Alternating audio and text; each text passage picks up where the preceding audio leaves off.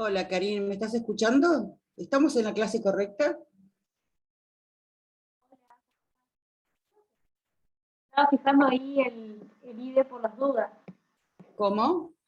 Estaba fijando ahí el IDE de la reunión por las dudas, pero supongo que sí. Porque, viste, como que ahora somos tres, pero es medio raro.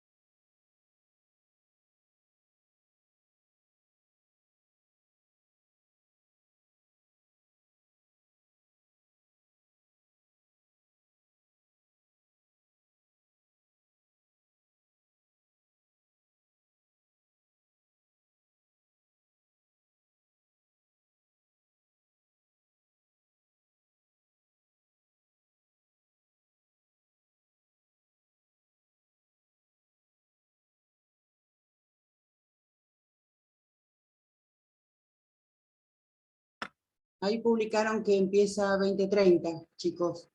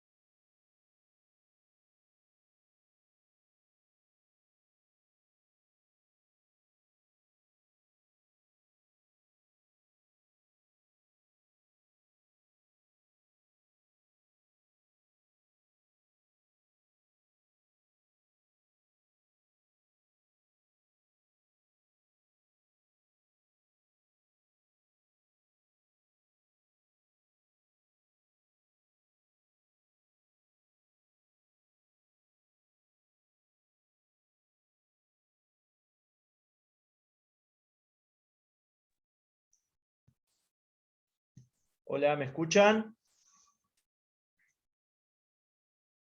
Hola, sí se escucha. ¿Cómo les va? Disculpen la demora, tuve un inconveniente, pero bueno, ya estoy para arrancar. Me voy a prender la cámara, les pido que ustedes hagan lo mismo, todos los que lo puedan hacer. Pareciera que tengo más alumnos que los de la cursada. ¿Hay algunos de la tarde? Sí, profe. Bien. A ver si consigo un auricular.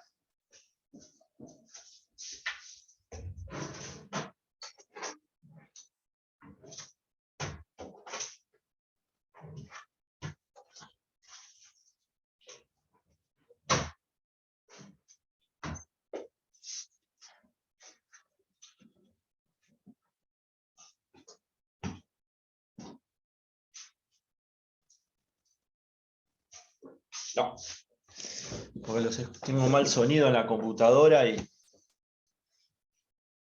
bueno, estoy complicado. A ver, vamos a tratar. ¿Hay alguien del centro de estudiantes o de Bedelía como para permitirme compartir pantalla? Porque ayer no Creo que no. Vamos a tener que mandar un mensaje, capaz. A ver, vamos a intentar hacerlo. Vamos a intentar compartir. Compartir pantalla. No, inhabilitó. Bueno, yo le escribo a uno de los chicos. Brandon.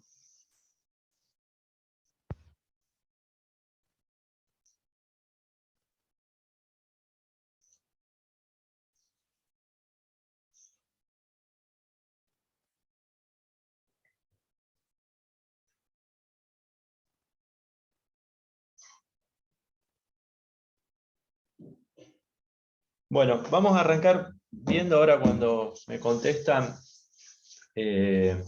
o poca luz, disculpen, no son las mejores condiciones. Ahora cuando me contestan el centro de estudiantes, habilitamos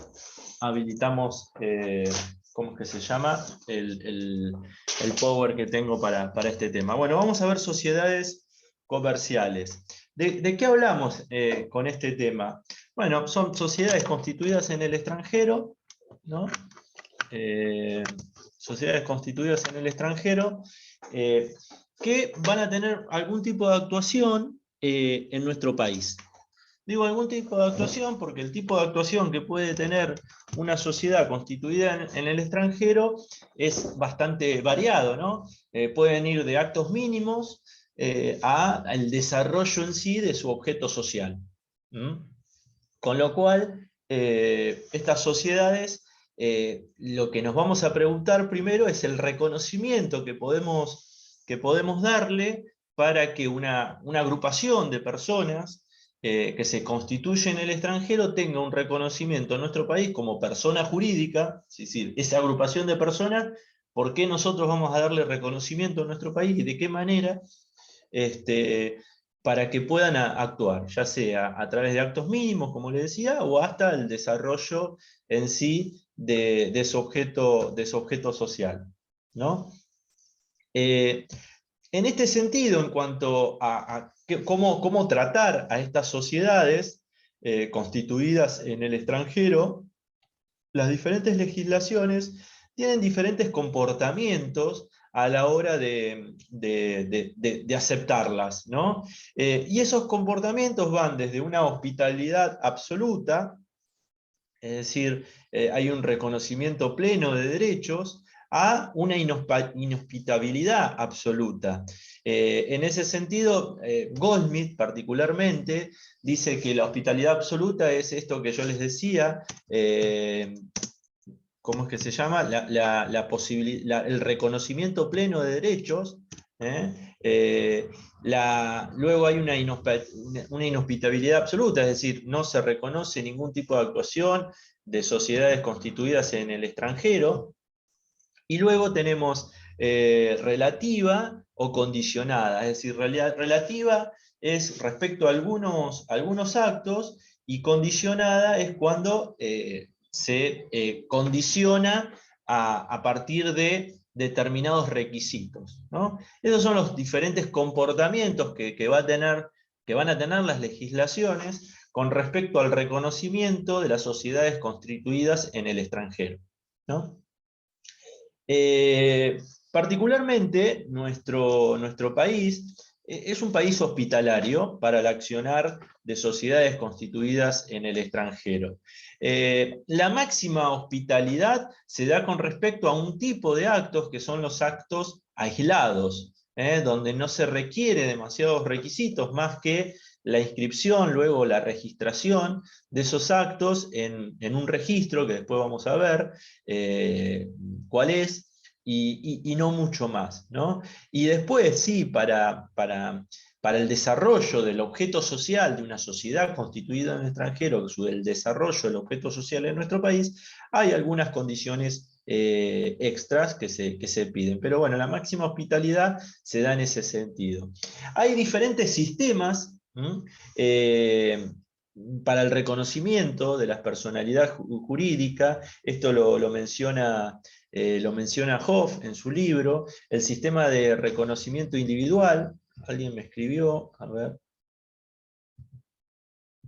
si puedo ver el chat. Yo soy anfitrión, saludos. Bueno, FD, no sé, ¿me habilitás la pantalla compartida? A ver. Ahí está. Ya está habilitado. Ahí está. ¿Lo están viendo? ¿Están viendo la pantalla compartida? No, ahí no. Ahora sí. Ahí sí. Perfecto. Buenísimo.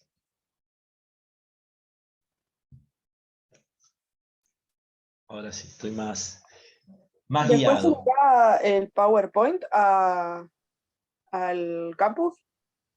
Sí, debe estar subido capaz. Sí. Igual no es nada del otro mundo. Ok, gracias. No van a probar por este PowerPoint. Les va a ayudar a estudiar nada más. Pero bueno, sí, si no está, yo lo subo, me lo piden por mail, se los paso. No hay problema. Necesitamos Power que nos hagan la prueba, doctor. No, este justamente no es. Este justamente no es. Bueno, a ver.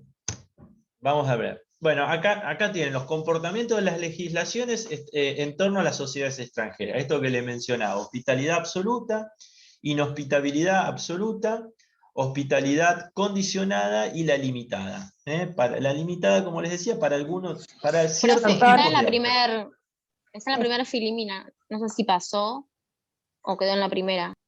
Esta debe ser la segunda, ¿no? Sí, pero no Se ve la cambió. primera. ¿No pasó? No. A ver, ahí dejé de compartir. Vamos a intentar de vuelta.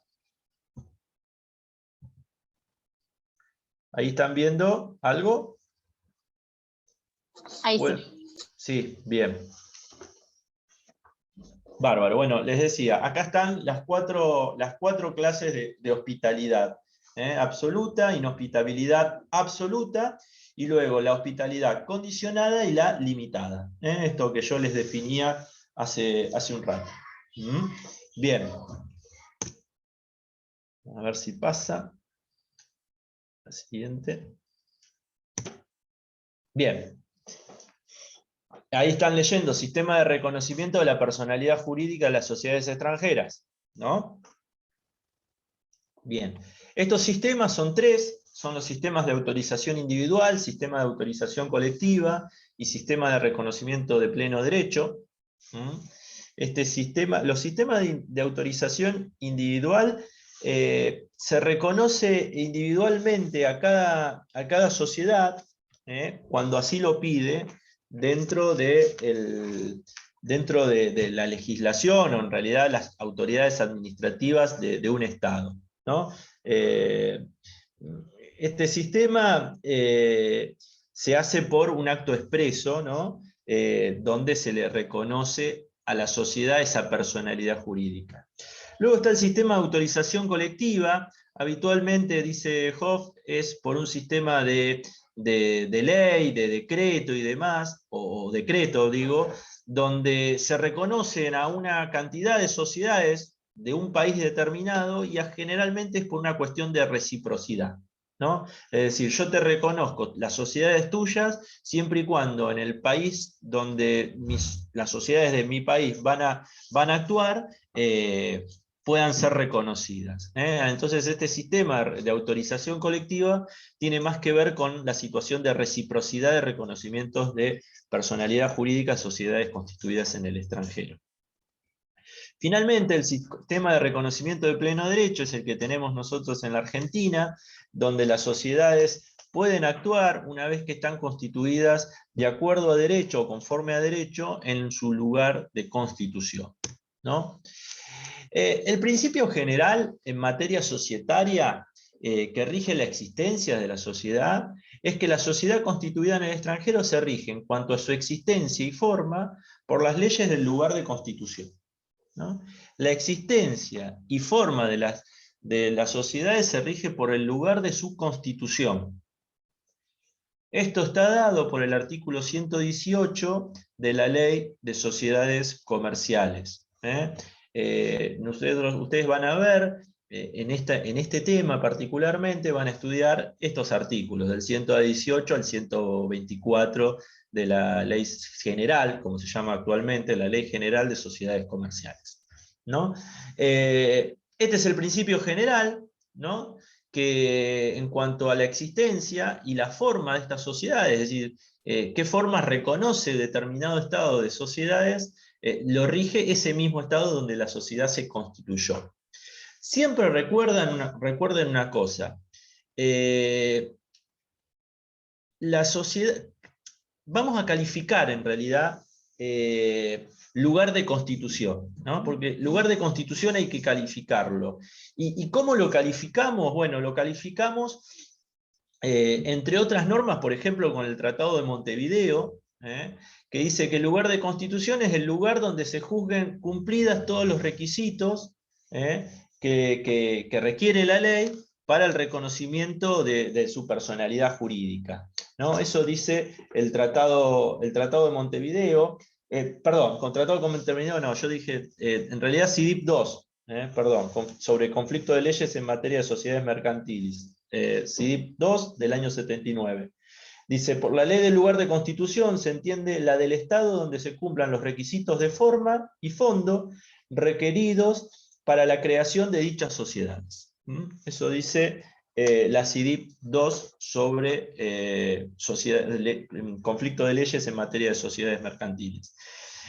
En este caso, dice Hoff, y con razón, que la misma ley que impone una forma determinada es la que la reglamenta.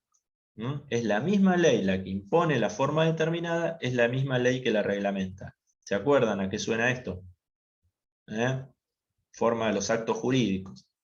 Recuerden estas tres preguntas que son claves en este tema. Bueno, entonces, es esa ley, la de un Estado, es decir, es la ley argentina, cuando constituimos una sociedad en la Argentina, la que va a determinar si están cumplidas los requisitos de forma y de fondo, ¿no? Y esa va a ser la ley de constitución. Muy bien. Pero tengamos en cuenta algo. Ustedes, que ya vieron todos sociedades, recuerdan que la sociedad puede estar, el acta constitutiva de una sociedad puede estar en un lugar, pero la registración puede estar en otra. ¿No? ¿Recuerdan esa situación? ¿Alguien puede aportar algo?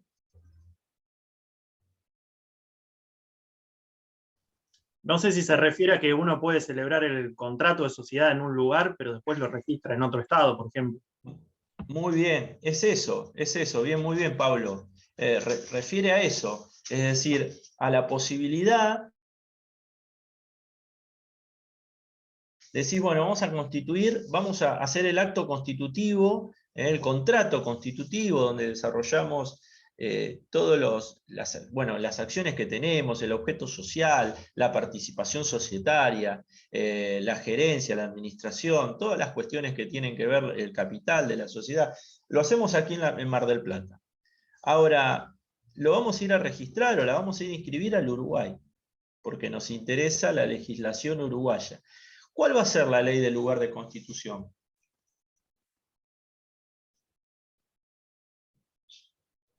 Donde se realiza el acto constitutivo. No, No, la de Uruguay.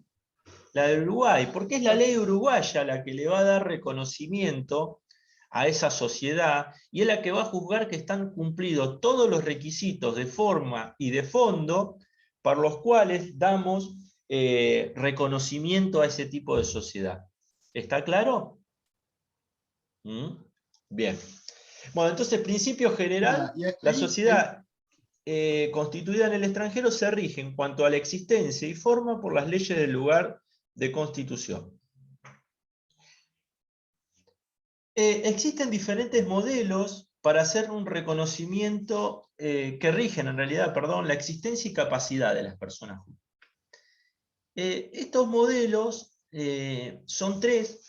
En realidad los dos más importantes son el de la incorporación y el de la sede real, pero Goldsmith, como siempre nos tiene acostumbrado a complicarnos, habla de la teoría de la acumulación, ¿no? De la teoría de la acumulación. Bueno, ¿qué es el principio o el modelo, de la incorporación?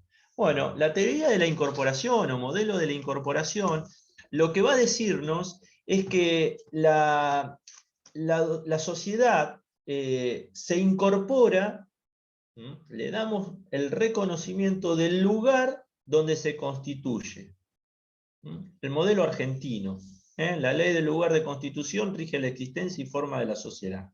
Es decir, no dice el lugar de la sede real rige la existencia y forma de la sociedad, sino el lugar donde se incorpora. Incorporar es un concepto que tiene que ver con la registración de esa sociedad en un lugar determinado. ¿Dónde lo hacemos acá? ¿Dónde vamos a inscribir las sociedades? La dirección de personas jurídicas. O IGJ. A la dirección de La personas IGJ en jurídicas. Muy capital, bien. claro, la IGJ en capital. A la dirección de personas jurídicas, en Mar del Plata, nosotros vamos ahí en la calle Mitre, creo que sigue estando, o en San Luis, ahora no recuerdo dónde está. Vamos y inscribimos la sociedad, ¿no? Por lo tanto, el modelo de la incorporación determina que es la ley del lugar de incorporación o de constitución de la sociedad donde se rige la existencia y forma de la misma.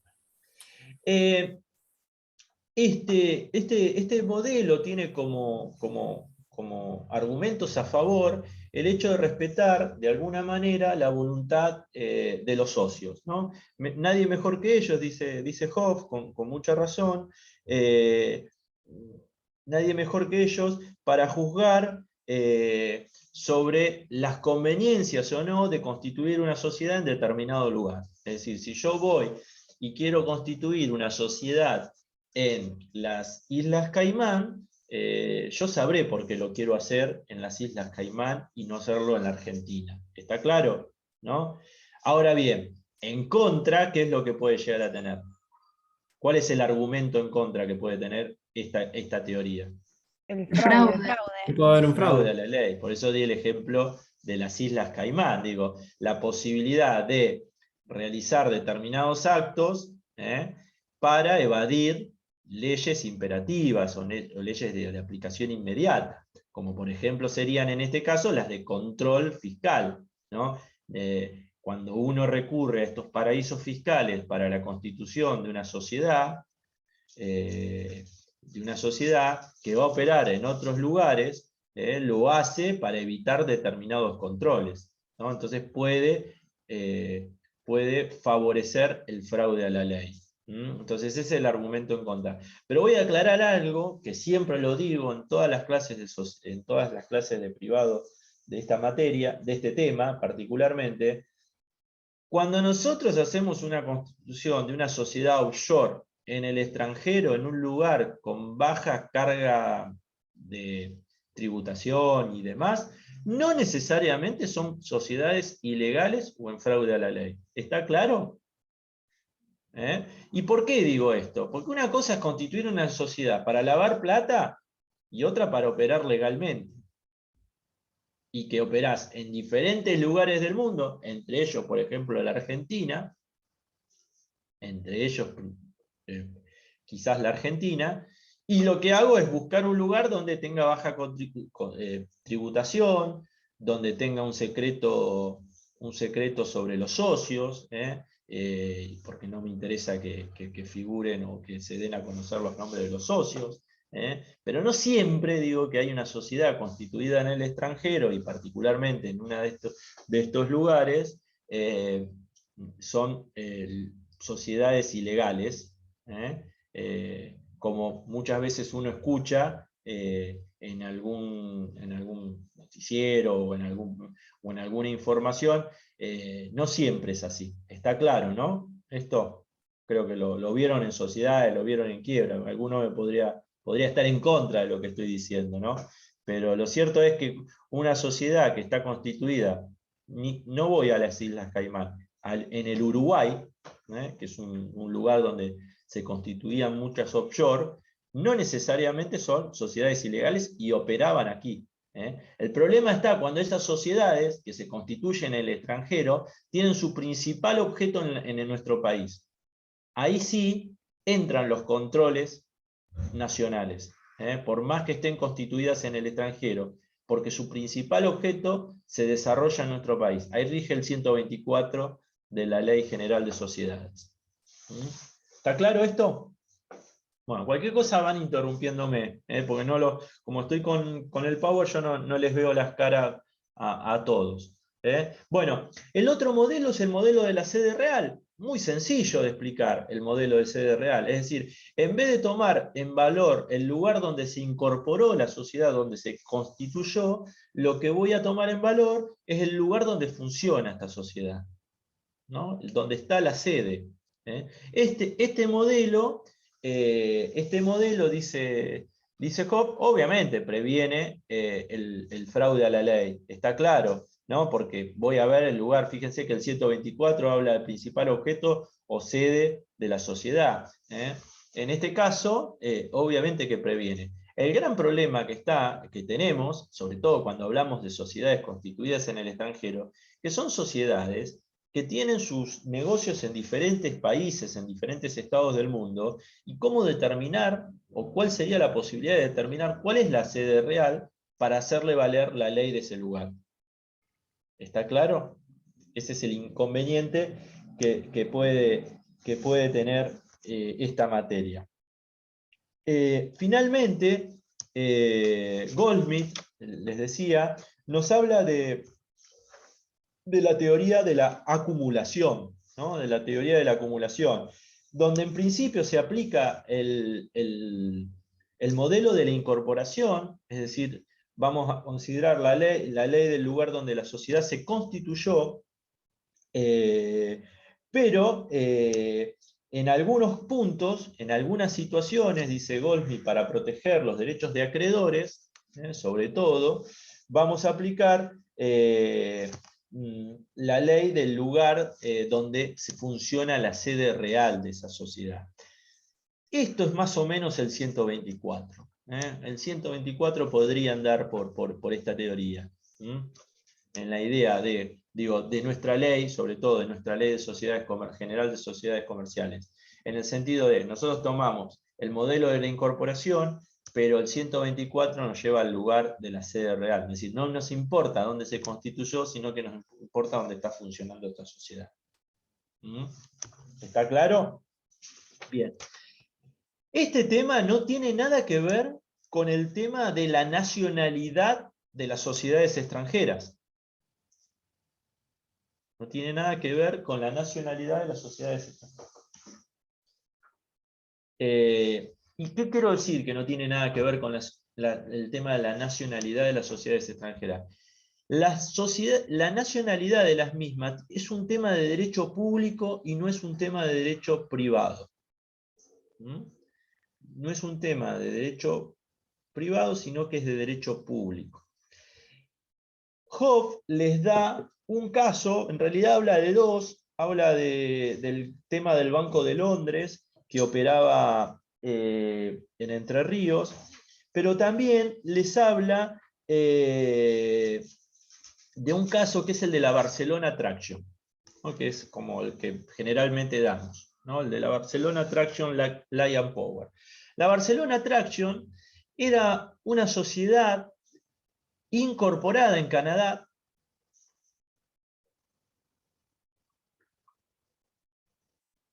Yo no sé, me canso más dando clases por Siempre Zoom que hablamos de presencialmente. incorporada, a ver, perdón, a ver si me quedó claro. Siempre que hablamos de incorporada, hablamos de inscripta. Sí, claramente. Está, listo. Sí, Bárbaro. sí. Por eso utilizo ese concepto. En vez de decir constituida o inscripta, digo incorporada. Es válido, a ver, son válidas todas las acepciones. Sí, Lo era que para pasa es que el saber si modelo estábamos se hablando llama de de lo incorporación. mismo. Bárbaro, El excelente. modelo es de incorporación. Bien. No sé por qué grito, capaz que les estoy gritando a ustedes. Tendría que bajar el tono, dígamelo por las dudas. Les decía, bueno, el caso de la Barcelona Traction es un caso de una sociedad constituida en el extranjero, en particular, perdón, en Canadá, está incorporada en Canadá, pero cuyo principal negocio era en Cataluña, en Barcelona particularmente. Y como bien dice el nombre de la sociedad, era una empresa de energía, ¿no? Esta empresa de energía, esta sociedad, tenía la mayor parte de sus capitales aportados por socios belgas, ¿no?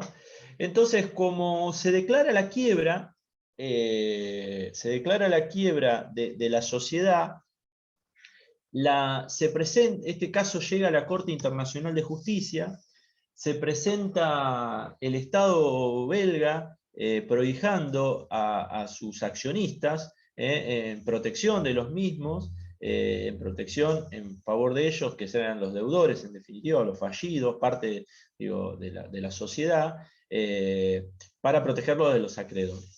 Lo que dijo la Corte Internacional de Justicia en particular es diferenciar lo que es la nacionalidad nominal de la compañía, que en este caso era formalmente canadiense, pero que de facto el capital era belga. Y por lo tanto dijo que no tenía nada que hacer el Estado belga en cuanto a la protección de estos accionistas, porque en realidad la sociedad estaba incorporada en Canadá y lo que estaba fallido era la persona jurídica de la Barcelona Traction, no los accionistas. Diferente hubiese sido que alguna disposición fuera en detrimento de estos accionistas por ser considerados, por ser extranjeros o por ser belgas. Y en ese caso sí hubiese aceptado la representación del gobierno belga para representar y proteger y defender a los accionistas, ¿no? ¿Se entiende? Entonces, es un antecedente valioso este caso, lo van a encontrar en Hobbes, está muy sencillo de leer, lo van a encontrar en la letra chiquitita del apunte, así que lo pueden leer de ahí, es uno de los fallos que se toma, así que léanlo bien. Bien, seguimos adelante. Bueno, yo les decía que hay diferentes tipos de actos, ¿no? Les decía, depende el tipo de acto, es la hospitalidad que nosotros podemos tener sobre una sociedad que se constituyó en el extranjero. En primer lugar, tenemos los actos aislados, dispuestos en el artículo 118, segundo párrafo. Luego tenemos el ejercicio habitual, dispuestos en el artículo 118, tercer párrafo. Y finalmente, el principal objeto, domicilio real, del artículo 124. Hay un caso más, que después lo vamos a ver, que es el del 123, que son sociedades que, constituidas en el extranjero, que constituyen sociedades en nuestro país. ¿Mm? ¿Se entiende el caso? Es decir, es una sociedad en el extranjero que constituye una sociedad en nuestro país o adquiere un paquete accionario de sociedades que se encuentran en nuestro país, en forma, por ejemplo, de controlante. ¿Mm? Ese es otro caso, pero que no está estipulado dentro de este tipo de actos. Digo, eso puede ser un ejercicio habitual de esa sociedad o podría ser principal objeto. ¿Mm? Depende del caso, lo podríamos regular por uno u otro caso. ¿Alguien tiene la ley por ahí abierta? Si alguien la tiene, que lea el 118, yo no lo tengo, por eso. El 118, Profe, segundo párrafo. este último caso que dijo, ¿se puede regular por principal objeto o por qué? ¿Dijo? O ejercicio habitual. Bien, gracias. ¿Mm? Bien. Les decía, bueno, ¿alguien tiene el 118, la ley de sociedades? Sí, Lo leo si quiere. bueno. Dale. 118, ley aplicable. La sociedad constituida en el extranjero se rige en cuanto a su existencia y forma por las leyes del lugar de constitución. Muy bien. Ese es el primer párrafo, eso es lo que vimos, principio general. Segundo párrafo, que es el de actos aislados. Actos aislados. Se halla habilitada para realizar en el país actos aislados y estar en juicio. Muy bien. Fíjense, se halla habilitada sin ningún tipo de requisito para ejercer actos aislados y estar en juicios. ¿No? Acá el problema está en determinar cuándo es un acto aislado y cuándo ese acto aislado deja de serlo para convertirse en un ejercicio habitual. ¿Y por qué es importante esto? Bueno, para determinar, entre otras cosas, la responsabilidad de los socios y de la misma sociedad. Digo, no tiene otra razón de ser. No, lo otro es una discusión que pierde sentido. Como dice Hoff, más derecho material y menos derecho formal. Una discusión que es para los laboratorios. Acá lo que nos interesa es diferenciar cuándo el acto es aislado y si deja de hacerlo y se convierte en ejercicio habitual y no se cumplió alguno de los requisitos que exige, sí, el 118, tercer párrafo para ejercicio habitual, ¿qué es lo que sucede? ¿No? ¿Qué es lo que sucede con esos socios? Pero dice también este artículo, este segundo párrafo, que se encuentran habilitados para estar en juicio. ¿Mm? Repetímelo, a ver. Actos aislados. Se halla habilitada para realizar en el país actos aislados y estar en juicio. Muy bien, y estar en juicio. ¿Y qué dice el 122? El emplazamiento a una sociedad constituida en el extranjero puede cumplirse en la República, originándose en un acto aislado en la persona del apoderado que intervino en el acto o contrato que motiva el litigio. B. Si existiere sucursal, asiento o cualquier otra especie de representación en la persona del representante. Muy bien. Fíjense que refiere a esta segunda partecita, el segundo párrafo del 118. Es decir, dónde emplazo y quién es el representante o el facultado para estar en juicio cuando se demanda una sociedad constituida en el extranjero, que si realiza un acto aislado, ¿quién va a ser? El apoderado.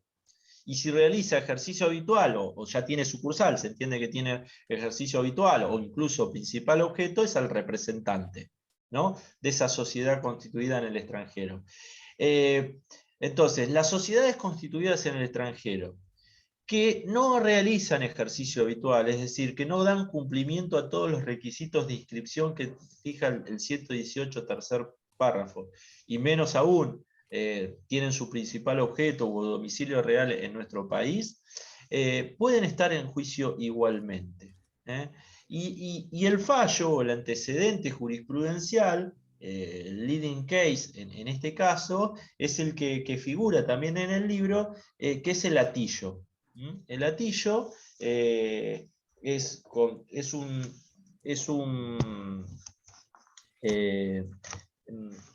una sociedad el caso es Corporación El Artillo en Autos Potosí con Cócaro. Corporación El Artillo en Autos Potosí con Cócaro. ¿Qué es lo que pasó? El Artillo es una sociedad venezolana que le da en prenda a Cócaro, esto no lo aclara, por eso lo aclaro, le da a Cócaro unas máquinas para que arme una empresa. Cócaro cede esas máquinas y, bueno, cede no, Cócaro en realidad es demandado luego por Potosí, y lo que plantea Potosí es el embargo de estas máquinas para poder cobrarse esa creencia. Se presenta el Atillo como ¿qué acción podría Tercerista. plantear? Tercerista. ¿Qué tipo de tercería? De dominio.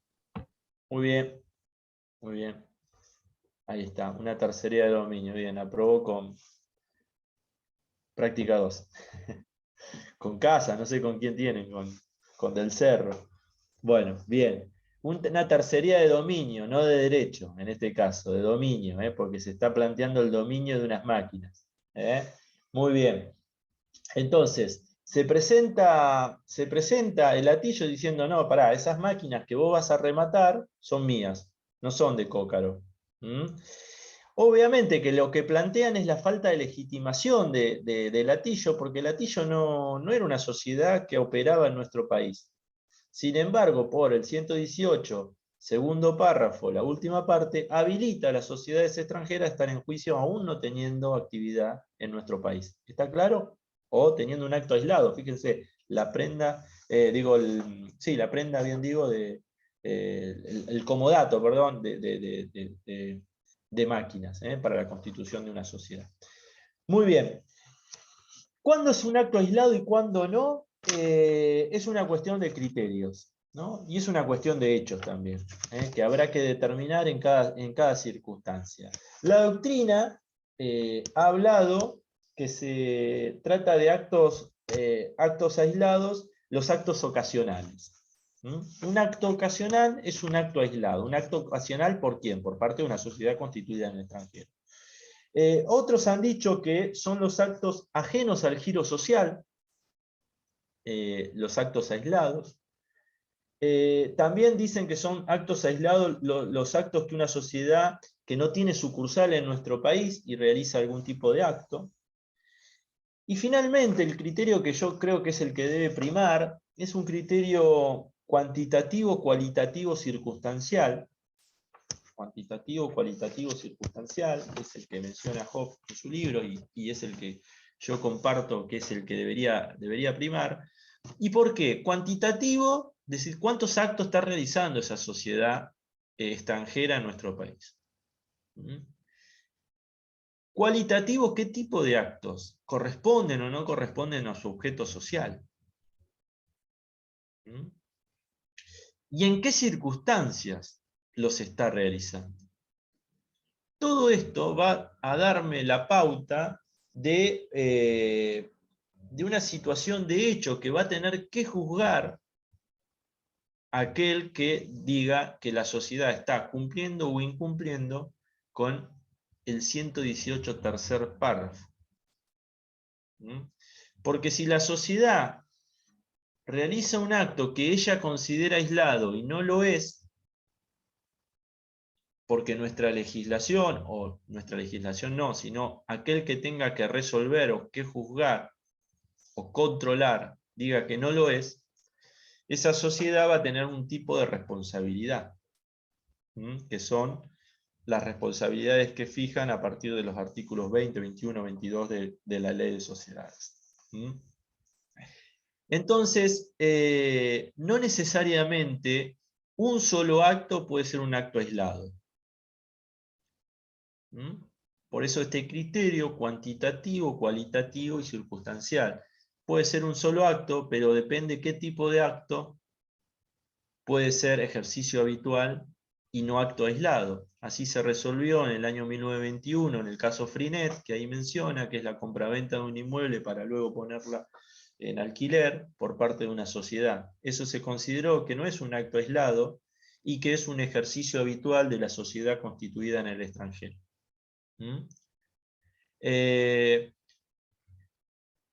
Hay un registro de actos aislados, está dado por la resolución 8 del 2003 de la IGJ, donde ordena que los actos aislados realizados por sociedades extranjeras deben de estar registrados, declarados. Es el único requisito que tiene.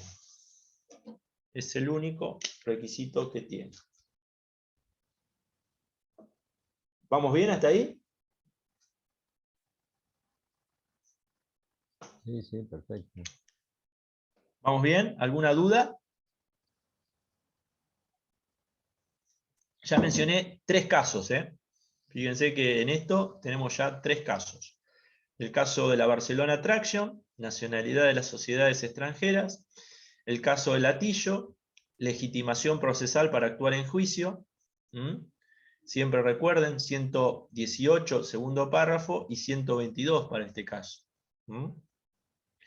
Y ahora mencioné el caso Freenet, que en realidad se menciona nada más para decir esto, que una sociedad constituida en el extranjero que compra un inmueble, es un fallo, fíjense, que tiene ya 100 años, se considera que eso es un ejercicio habitual y no un caso, un acto aislado. Muy bien. Una vez que nosotros, ¿qué hora es? 9:15. Bueno, vamos a dar un ratito más. Una vez que nosotros determinamos que el acto no es aislado, pasamos al ejercicio habitual. Es decir, una forma de actuación mucho más contundente, mucho más importante de una sociedad constituida en el extranjero, que realiza en nuestro país. Pablo, si tenés la amabilidad de leerlo nuevamente, el 118, tercer párrafo. Sí. Ejercicio habitual. Para el ejercicio habitual de actos comprendidos en su objeto social, establecer sucursal, asiento o cualquier otra especie de representación permanente debe: 1. Acreditar la existencia de la sociedad con arreglo a las leyes de su país. 2. Fijar un domicilio en la República, cumpliendo con la publicación e inscripción exigidas por esta ley para las sociedades que se constituyan en la República. 3. Justificar la decisión de crear dicha representación y designar la persona a cuyo cargo ella estará. Si se tratare de una sucursal, se determinará además el capital que se le asigne cuando corresponda por leyes especiales. Muy bien, muy bien. Fíjense que este artículo, el 118, tercer párrafo, menciona 2 situaciones. Una que tiene que ver con el ejercicio habitual de actos comprendidos en su objeto social, y la otra situación es establecer sucursal, asiento o cualquier otra especie de representación permanente. Es decir, para cualquiera de estas 2 situaciones debe dar cumplimiento a estos 3 incisos. Estos 3 incisos que en definitiva tienen que acreditar la existencia de esta sociedad en el extranjero, con arreglo a las leyes de su país, y esto seguramente habrá algún tipo de certificación que se expida en ese país para ¿cómo se llama?, darle reconocimiento a esa sociedad, como existe acá, ¿no? Sale un certificado que te da el número de registro que tenés de inscripción. Además deberá fijar un domicilio en la República, cumpliendo con la publicación, inscripción, dice, exigidas por esta ley. Recuerden que hay que cumplir con edictos a la hora de registrar una sociedad en nuestro país. Y finalmente, justificar la decisión de crear dicha representación y designar la persona a cuyo cargo ella estará. ¿Cómo justificó esto?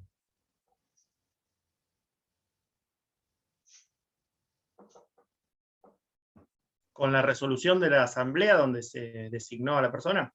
Muy bien, muy bien. Está hablando Pablo hoy, ¿eh? El resto lo veo. Derrota orgulloso, te aviso. No, porque ahora, ¿sabes? Ahora están peor ustedes, porque ahora les veo los nombres, entonces ya sé quiénes contestan y quiénes no, me voy a acordar en los parciales. Porque si no les veo la cara y contestan, yo para los nombres soy un desastre, ahora los estoy memorizando. Nada, no se asusten. Pero bueno, nada, fíjense esto. Se justifica con el acta societaria de la asamblea, donde dijeron, che, vamos a constituir una sociedad en la Argentina para realizar determinado tipo de actos. Entonces, esa es la manera de justificar. Entonces, ¿qué voy a acompañar? Ese acta, ¿no? Ese acta que seguramente la tendré que registrar, hacer una constancia, porque lo podré hacer en una escritura o en un documento certificado. Si lo hago en el extranjero, ¿qué tendré que cumplir? ¿Con qué normativa?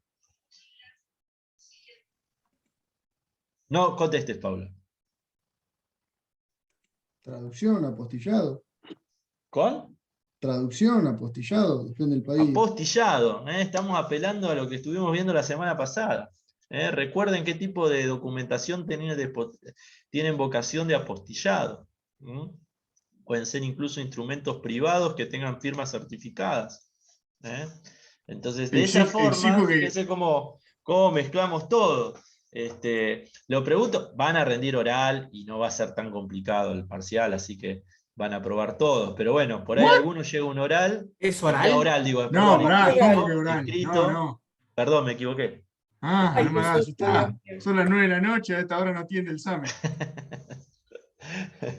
Está bien, va a ser escrito y no vamos a preguntar tan puntillosamente, pero en un oral, bueno, yo tengo acá No me 4 deja muy caras, tranquilo, estoy igual. viendo a Lorena que está tomando mate y poniendo unas caras terribles, pero no va a ser así. Quédense tranquilos. Bueno, nada, entonces, cumplimos con estos 3 requisitos y damos cumplimiento al artículo 118, tercer párrafo, para realizar ejercicio habitual. ¿Cuál es el problema de estos 2 párrafos, del segundo y del tercero? Esto que yo les mencionaba. ¿Qué pasa cuando uno cree que está realizando un acto aislado, pero sin embargo está haciendo un ejercicio habitual de los actos para cumplir con determinado tema del objeto social de la sociedad? Y ahí tiene que ver con la responsabilidad societaria.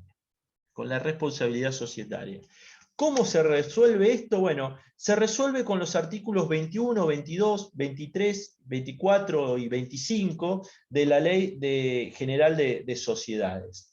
El artículo 21 dice, lo leo yo ahora, me toca a mí, dice, la sociedad que no se constituya con sujeción a los tipos del capítulo 2, que omita requisitos esenciales o que incumpla con las formalidades exigidas por esta ley, se rige por lo dispuesto en esta sección.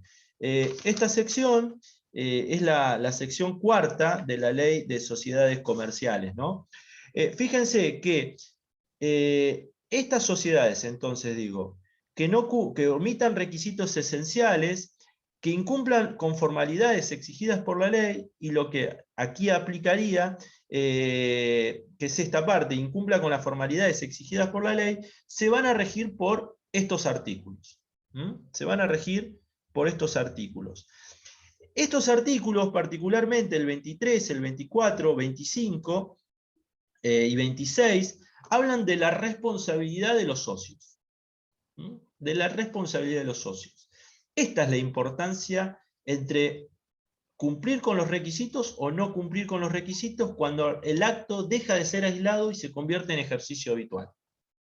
¿Se entiende, no? ¿Cuál es el conflicto que existe acá? Es decir, yo vine y compré una casa, digo, compré una casa nada más. Es un solo acto. En la Argentina, ¿por qué no lo puedo hacer? Es un acto aislado. No necesito inscribirme, no necesito justificar la decisión asamblearia o societaria.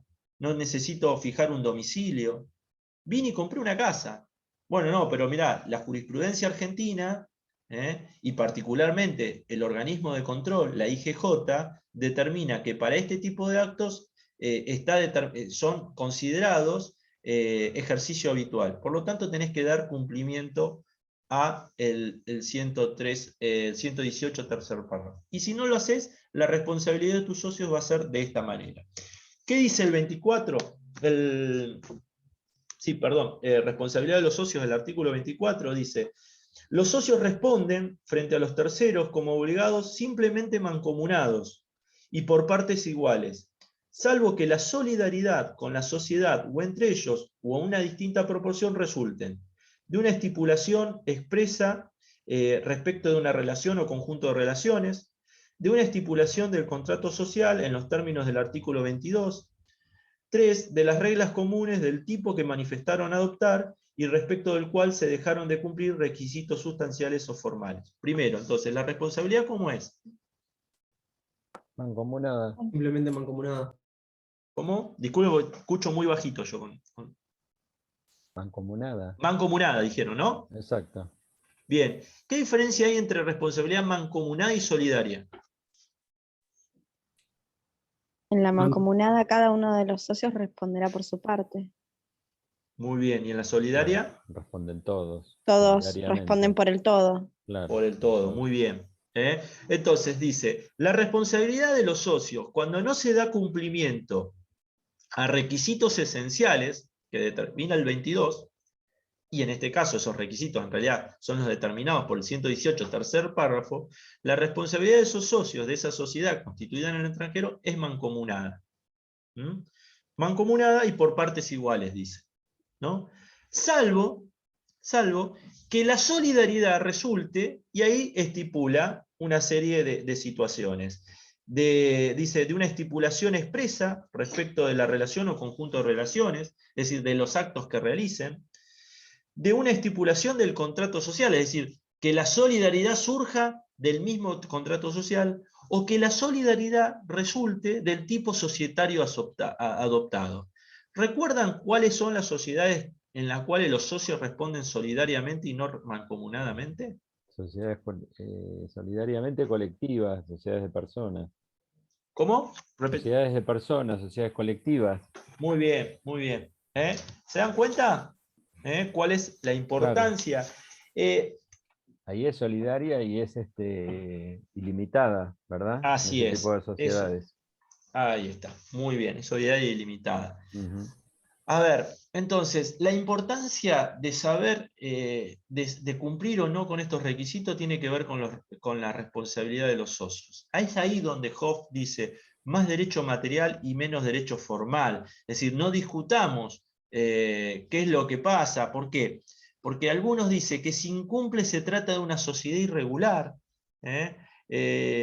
Otros dicen que si incumple, acá estoy pasando porque me quedé hablando y no pasé las pantallas. Fíjense, bueno, acá el 118, artículo en los actos aislados, ejercicio habitual. ¿Se termina ahí? Sí. Bueno. Ahí. Dejé de compartir. Bueno, les decía, lo que sucede, la discusión que se da en doctrina es que qué pasa con estas sociedades que incumplen con los requisitos estos del 118 tercer párrafo. Bueno, algunos van a decir que se trata de una sociedad irregular, otros van a decir que no se le reconoce ningún tipo de personalidad jurídica. Hay como diferentes, fíjense, ahí lo menciona, son 4 casos o 4 posiciones diferentes que plantea la doctrina. Pero ponerse a discutir sobre eso no nos resuelve el problema real, que es qué pasa cuando un acreedor va contra una sociedad que no cumplió con esos requisitos esenciales de inscripción, que es una sociedad extranjera y que no tiene absolutamente nada acá. Entonces, lo primero que voy a tener que hacer es determinar si el acto que realizó es acto aislado o es ejercicio habitual. Si es ejercicio habitual y incumplió con el 118 tercer párrafo, no me importa si es irregular o no irregular. ¿Cómo responde? Bueno, responde con el artículo 24 de la Ley de Sociedades Comerciales. ¿Qué dice? Bueno, que responde mancomunadamente y por partes iguales. ¿Se entiende por qué es importante? Para determinar responsabilidad de los socios. Para determinar responsabilidad de los socios. Pueden leerlo esto en Hoff. Yo me preocupo siempre de explicarlo porque a veces leyéndolos no queda muy en claro. O sea, Bueno, a digamos ver. que la sanción al incumplimiento del 118 es generar ¿Quién está responsabilidad para hablando? los socios. No lo veo. Tienen casi toda la cámara apagada. Bueno, ¿quién hablaba? ¿Quién me preguntó? Nicolás Echeverri. Ah, Nico, está. Me decías entonces, volveme a hacer la pregunta, porque no te escuché bien. Si la infracción al 118, digamos, la sanción que genera esa infracción es la responsabilidad de los socios. Claro, a ver, la realidad es que en el caso de que haya incumplimiento de los requisitos del 118, tercer párrafo, es decir, realizaste ejercicio habitual y no diste cumplimiento a estos requisitos, si sucediera algo, si hubiese algún tipo de incumplimiento, es decir, si se cumplió con todo, no pasa nada, porque ¿quién te va a demandar? El problema es cuando no se cumple con algo, con alguna cuestión que tenga que ver con tu actuación. No le pagaste al representante, al tipo que te estaba haciendo los papeles acá en la Argentina, al abogado. No le pagaste al abogado, vos como sociedad. El abogado le mandaste al abogado a ver, a realizar una serie de actos X, o a un gestor, a quien sea. No le pagaste los honorarios, ¿no? Ese tipo de acción tenía que ver con ejercicio habitual de tuyo. ¿Qué haces? Demandás. ¿Y cómo va a responder? Bueno, va a responder de forma mancomunada, salvo, y ahí es cuando el artículo 24 dice, bueno, salvo que en el acuerdo que hiciste conmigo, vos como sociedad extranjera, determinemos que la solidaridad no es la responsabilidad, perdón, no es mancomunada, sino que es solidaria. ¿Está claro?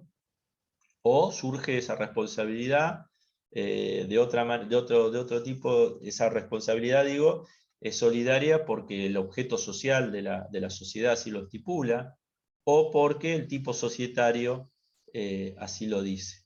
En esos casos deja de ser mancomunada y se transforma en solidaria.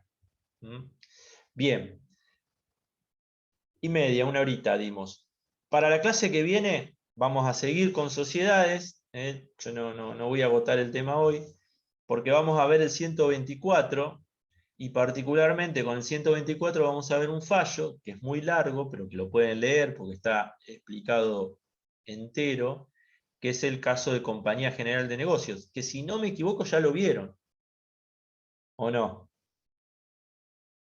¿No lo vieron para fraude en sociedades? No, a No, mí que no yo me recuerdo suena. no. No. No. No, Pero no. vieron fraude societario, ¿no? Sí, para la primera parte. Algo sí, Lo sí. vimos, pero creo que lo leímos. Nos mandó a leerlo la profe. ¿Ese fallo? No, los El fallo, artículos. pero el tema, los artículos nada más. Bueno.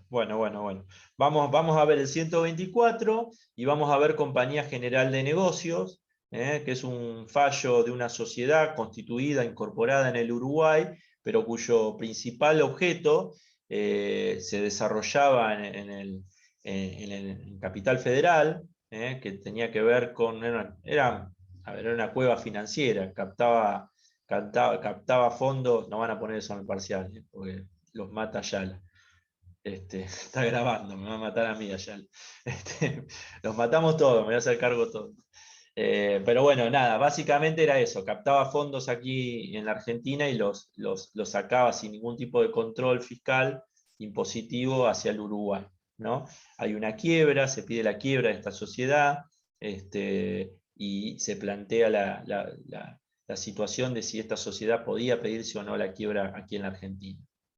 Y ahí rige el 124 de la Ley de Sociedades Comerciales, que habla de principal objeto de la sociedad. Pero además hay algunos artículos más que tienen que ver, sí, esta vez con tratados de Montevideo y CIDIP, que hay que tener muy en cuenta. Así que bueno, de lo que vimos hasta hoy, ¿alguna consulta, alguna duda? ¿Nada? Bien. Ahí me preguntó algo del caso Frinet. Sí, el que mencioné es el caso Frinet, Matías. Ahí veo. Porque había preguntado a Abigail cómo se escribe el último fallo. Así es, Frinet. Como lo escribió Matías. Está en el libro igual, despreocúpense. Bueno, nos vemos el miércoles que viene.